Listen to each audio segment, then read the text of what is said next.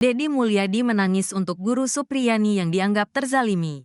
Nasib guru Supriyani di Konawe Selatan, Sulawesi Tenggara, menarik perhatian banyak pihak setelah dirinya dilaporkan oleh orang tua siswanya.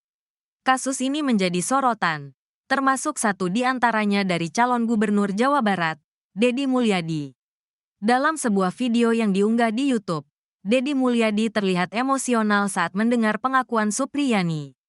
Ia awalnya menanyakan kabar guru tersebut melalui telepon, termasuk tanggapan jaksa dan hakim terkait pengakuan orang tua murid. Kalau jaksa belum, Pak.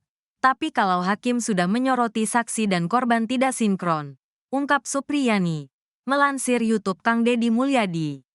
Dedi juga menanyakan tentang tawaran uang damai yang diajukan oleh orang tua korban, yang merupakan anggota kepolisian.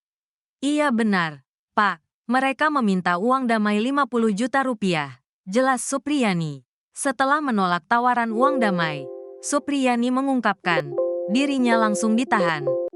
Ibu ditahan selama 20 hari di lapas perempuan. Saya ditahan dan anak saya menangis melihat itu, ungkapnya. Mendengar pengakuan tersebut, Dedi Mulyadi tidak dapat menahan emosinya dan terlihat meneteskan air mata. Dedi Mulyadi berjanji untuk membantu Supriyani yang dianggap terzalimi. Semoga ibu sehat dan semoga masalahnya cepat selesai.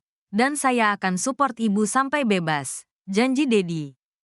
Kuasa hukum Supriyani, Andri Darmawan meragukan hasil visum luka yang dikeluarkan dokter untuk anak polisi diduga jadi korban penganiayaan.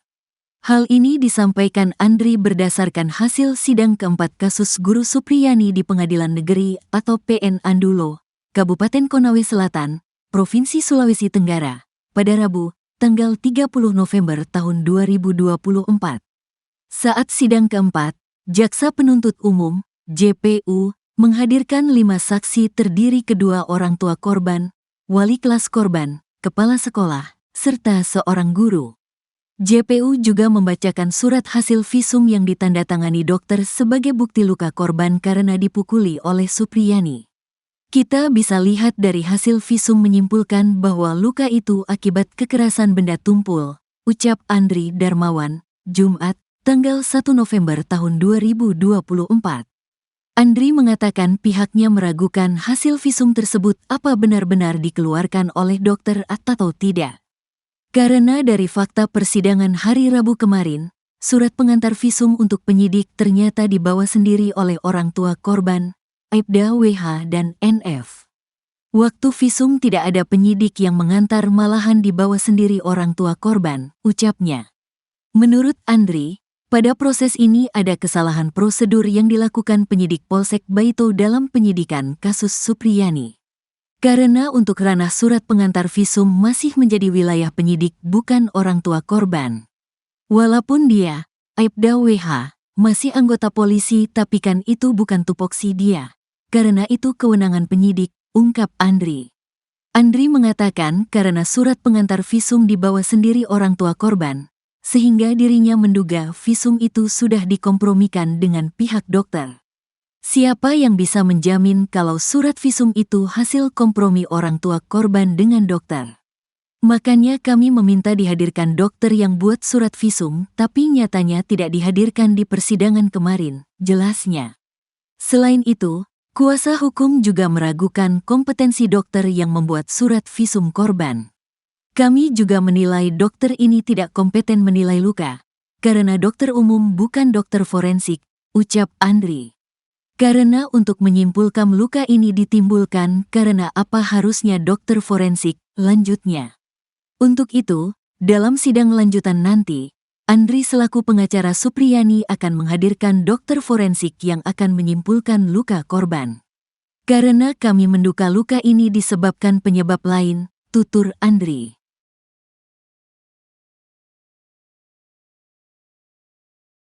Kondisi terkini guru Supriyani disebut sangat ketakutan. Maklum karena ia harus melawan syarat kepentingan dalam kasusnya. Perjalanan kasus sang guru honorer di Konawe Selatan, Sulawesi Tenggara itu telah memasuki babak persidangan.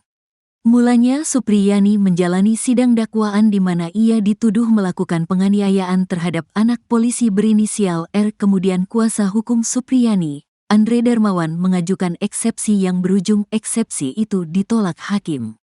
Kata Ketua Umum Persatuan Guru Republik Indonesia, PGRI, Unifah Rosyidi, sepanjang kasus ini bergulir Supriyani merasa sangat ketakutan. Jadi gini, Ibu Supriyani ini sekarang merasa ketakutan, bahkan tidak memegang HP, handphone, paparnya dikutip dari kanal YouTube Nusantara TV. Unifah menjelaskan kasus Guru Supriyani ini sangat syarat kepentingan. Namun persisnya ia belum tahu. Sehingga kendati PGRI sudah berupaya memberi bantuan hukum, lawan hukum Supriyani sulit ditembus. Nah ini, banyak kepentingan yang sulit sekali kami tembus, ujarnya. Kami mengatakan, Ibu Supriyani sepenuhnya dengan kami, tapi ada rasa, bisa jadi itu trauma, bisa jadi ada hal-hal lain yang kita tidak bisa tembus, paparnya. Dalam siaran itu secara kebetulan Unifah meminta bantuan langsung kepada mantan Kepala Badan Reserse Kriminal, Kabareskrim Polri, Komjen Purn Susno Duaji. Unifah mengaku selama ini telah membantu Supriyani dengan berkoordinasi dengan Kementerian Pendidikan. Pihak PGRI hanya meminta agar Supriyani dapat dibebaskan secara murni, lepas dari segala tuduhan. Unifah menjelaskan pihaknya sudah mengecek sekolah SDN 4 Baito saat hari kejadian pada tanggal 24 April tahun 2024 lalu itu. Berdasarkan saksi dari para guru dan para siswa, tidak ada penganiayaan seperti yang dituduhkan Aibda Wibowo Hashim kepada Supriyani. Terlebih kasus ini diduga dibuat-buat kendati sejatinya Guru Supriyani tak mengajar anak polisi berinisial R yang duduk di kelas 1A. Padahal Supriyani sendiri di sekolah tersebut hanya mengajar di kelas 1B. Oleh karena itu Unifah menilai Susno Duaji dianggap bisa membantu dan berbuat banyak dalam kasus Guru Supriyani. Oleh karena itu Pak Susno, bantu dong, kata Unifah kepada Jenderal Bintang 3 Polri tersebut. Karena begini dari pihak-pihak kementerian hingga kepolisian, kami terus berkoordinasi. Setiap malam kami sulit tidur, mendiskusikan bagaimana cara membebaskan Supriyani secara murni, terang Unifah. Sebagaimana diketahui, Guru Supriyani telah menjalani sidang dakwaan dan sidang eksepsi. Selanjutnya, sidang kasus guru honorer di Konawe Selatan itu akan memasuki sidang pemeriksaan dengan saksi ahli. Kabarnya Susno Duaji akan dihadirkan sebagai saksi ahli pidana atau penyidikan. Hal ini bertujuan untuk mengurai proses penyidikan kasus Supriyani yang dinilai sejak awal cacat hukum. Adalah Kapolsek Baito Ibtu Muhammad Idris yang diduga sosok yang memeras Supriyani sebesar 50 juta rupiah. Menurut kuasa hukum Supriyani, Andre Darmawan, permintaan sebesar itu dalihnya sebagai uang damai. Namun belakangan Ibtu Muhammad Idris enggan menanggapi tudingan tersebut. Ia mengaku tak ingin punya masalah. Pernyataannya ini pun penuh sirat. Saya tak mau bermasalah, cetus Idris kepada awak media. Di sisi lain Andre menjelaskan kronologi adanya dugaan permintaan uang damai sebesar 50 juta rupiah kepada Supriyani. Mulanya kala Supriyani diminta untuk datang ke Polsek Baito untuk dimintai keterangan. Memang benar di sana dia dimintai keterangan oleh penyidik. Namun katanya Supriyani dipaksa mengaku. Sebab saat diperiksa, Ibtu Idris, pelapor Aibda Wibowo Hashim dan istrinya, ada di lokasi. Permintaan uang damai senilai 50 juta rupiah memang tak secara langsung. Tetapi melalui mediasi yang ditengahi oleh seorang kepala desa bernama Rokiman. Rokiman mengaku jika dirinya dihubungi oleh seorang kanit Reskrim Polsek Baito. Sang kanit diduga yang meminta uang 50 juta rupiah hingga menjadi 2 juta rupiah yang diberikan kepada Kapolsek Baito. Andre mengaku punya bukti rekaman dan akan dijadikan alat bukti di persidangan. Pak Kanit Reskrim gak usah mengelak lagi ya, kami sudah ada rekamannya di sini, kelakar Andre. Uang damai yang dinarasikan kuat dugaan hanya untuk memperhalus bahasa saja. Kapolsek menjanjikan penghentian kasus. Tapi sayangnya Supriyani tak punya uang sebesar itu. Kalau penjelasannya kanit itu 50 juta rupiah untuk Kapolsek untuk menghentikan kasusnya, paparnya. Andre menambahkan, Supriyani disebut akhirnya hanya bisa memberi 2 juta rupiah. Katanya, kondisi Supriyani sudah pasrah, tak sanggup lagi diminta-minta uang terus sebesar 50 juta rupiah. Tapi yang diberikan cuma 2 juta rupiah, cetusnya. Rupanya tak terhenti di situ.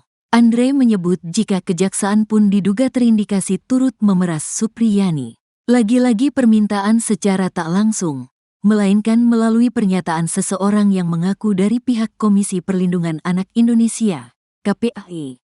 Tak tanggung-tanggung, pihak kejaksaan diduga mengajukan permintaan uang kepada Supriyani sebesar 15 juta rupiah.